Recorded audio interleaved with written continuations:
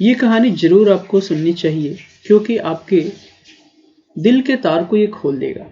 एक व्यक्ति ऑफिस से देर रात तक काम करने के बाद थका हारा घर पहुंचा।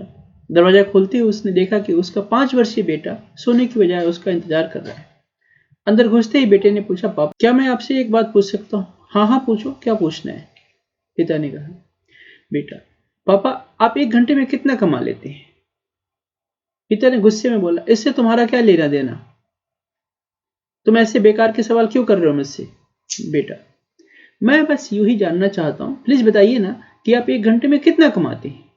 पिता ने गुस्से से उसकी तरफ देखते हुए कहा, 100 रुपये कमा लेता हूँ। अच्छा? बेटे ने मासूमियत से सर हिलाते हुए कहा, पापा क्या आप मुझे 50 रुपये उधार दे सकते हैं? इतना सुनते उस व्यक्ति ने आग वो बोला हो उठा, तो तुम इसलिए यह फालतू का सवाल कर रहे हो ताकि मुझसे पैसे लेकर तुम कोई बेकार का खिलौना या उपटांग चीज खरीद सको? चुपचाप अपने कमरे में जाओ और सो जाओ। सोचो तुम कितने सेल्फिश हो।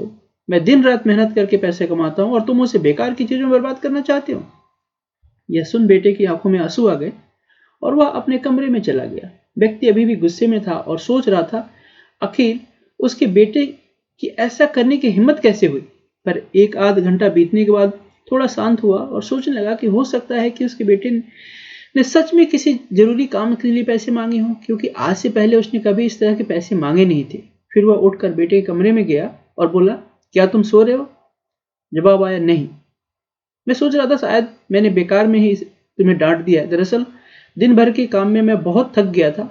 व्यक्ति ने बोला, मुझे माफ कर दो, ये लो अपने 50 रुपये। ऐसा कहते हुए उसने अपने बेटे के हाथ में 50 रुपये की नोट रख दी। थैंक यू पापा, बेटा ने खुशी से पैसा लेते हुए कहा और फिर वह तेजी से उठकर अपनी अलमारी की तरफ गया। वहां से उसने ढेर सारे सिक्के निकाले और धीरे धीरे उससे गिनने लगा।